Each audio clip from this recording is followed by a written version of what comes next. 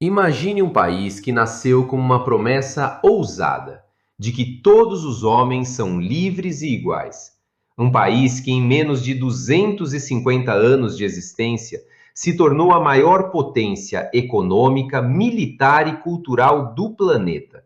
Suas músicas tocam em todo o mundo. Seus filmes moldam o imaginário de bilhões de pessoas. Sua moeda regula a economia global. Mas como tudo isso começou?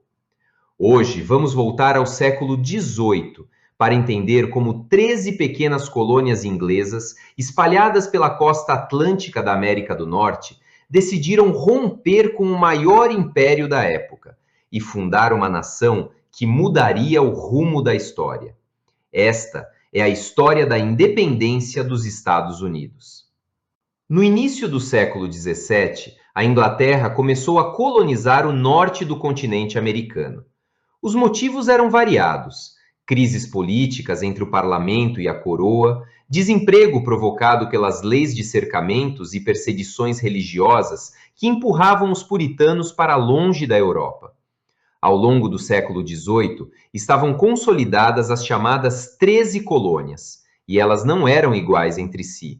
As colônias do norte eram de povoamento, com economia baseada no comércio marítimo e forte influência da religião puritana. As do centro também eram de povoamento, com agricultura de médio porte e trabalho livre e assalariado. Já as colônias do sul eram de exploração, plantation de tabaco e algodão, latifúndio e mão de obra africana escravizada. Essa diferença vai ser importante mais tarde, porque nem todos tinham o mesmo interesse em romper com a Inglaterra. A relação entre a Inglaterra e suas colônias começou a se deteriorar após a Guerra dos Sete Anos, entre 1756 e 1763. A Inglaterra saiu vitoriosa, mas endividada. Para recuperar os cofres públicos, decidiu aumentar os impostos sobre as colônias.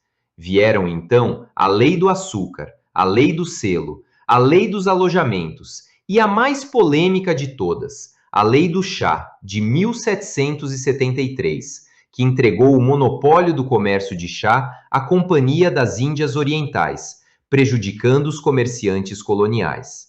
A resposta dos colonos foi histórica. Em dezembro de 1773, cerca de 150 homens disfarçados de indígenas invadiram 3 navios no porto de Boston e jogaram toda a carga de chá ao mar. Esse episódio ficou conhecido como a Festa do Chá de Boston.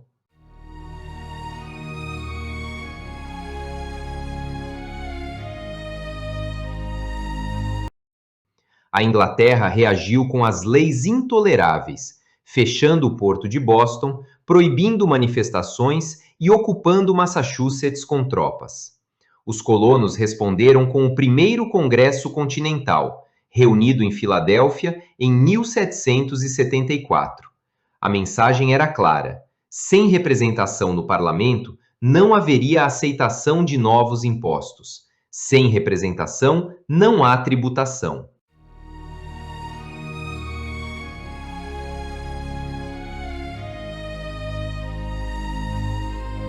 Em abril de 1775, tropas inglesas marcharam sobre Lexington para destruir um depósito de armas colonial. O conflito armado havia começado. O segundo Congresso Continental reuniu os líderes patriotas, Samuel Adams, Thomas Jefferson, Benjamin Franklin e John Hancock, e nomeou George Washington comandante das forças americanas. A guerra teve 2 etapas. Na primeira, de 1775 a 1778, os americanos lutaram sozinhos, com poucos recursos e muitas dificuldades. A virada veio com a Batalha de Saratoga, em 1777, a primeira grande vitória americana, que convenceu a França a entrar no conflito. Na segunda etapa, de 1778 a 1781, chegou o apoio francês com o Marquês de Lafayette, além de espanhóis e holandeses. Em 1781, a rendição inglesa em Yorktown selou o destino da guerra.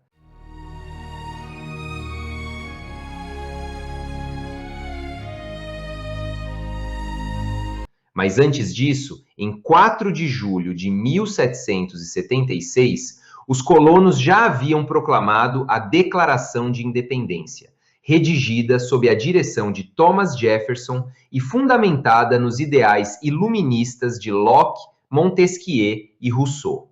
O documento afirmava que todos os homens são criados iguais, dotados de direitos inalienáveis, a vida, a liberdade e a busca da felicidade. E que quando um governo viola esses direitos, o povo tem o direito de resistir e instituir um novo governo. Em 1783, o Tratado de Paris formalizou o que as batalhas já haviam decidido. A Inglaterra reconhecia a independência dos Estados Unidos da América.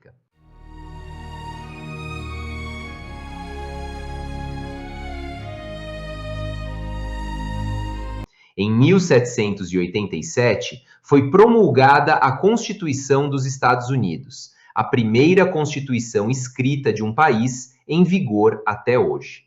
Ela estabeleceu uma república federativa presidencialista, com a divisão clássica dos 3 poderes proposta por Montesquieu: o legislativo, o executivo e o judiciário.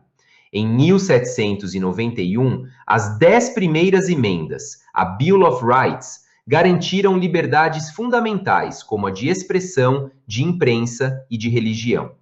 Mas aqui é preciso fazer uma pergunta incômoda: liberdade para quem? A escravidão não foi abolida, perdurou por quase 100 anos, até a Guerra de Secessão de 1865. Os povos nativos foram sistematicamente expulsos de suas terras.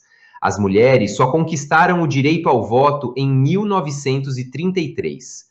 Na prática, a nova nação privilegiou suas elites econômicas, masculinas, brancas e proprietárias de escravizados. A promessa era universal, a realidade era excludente.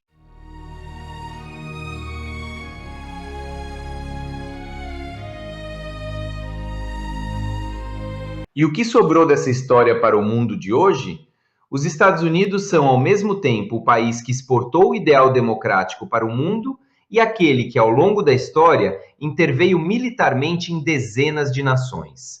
São o país que proclamou a liberdade e que demorou séculos para estendê-la a todos os seus próprios cidadãos. Compreender as origens dos EUA é compreender as contradições do mundo moderno.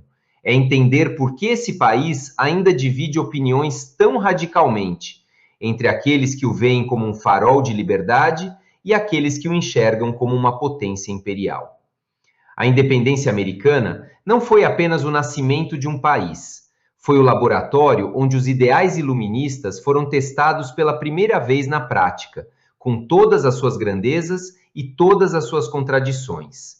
E essa história ainda não terminou. Bom, pessoal, então chegamos ao final de mais essa aula e eu espero muito que vocês tenham gostado. Se vocês gostarem, eu peço que se inscrevam no meu canal, ativando o sininho para receber as notificações e também deixando o seu like e comentários para que esse vídeo ganhe relevância aqui na plataforma do YouTube. Eu aguardo vocês na nossa próxima aula, tá, pessoal? Até breve!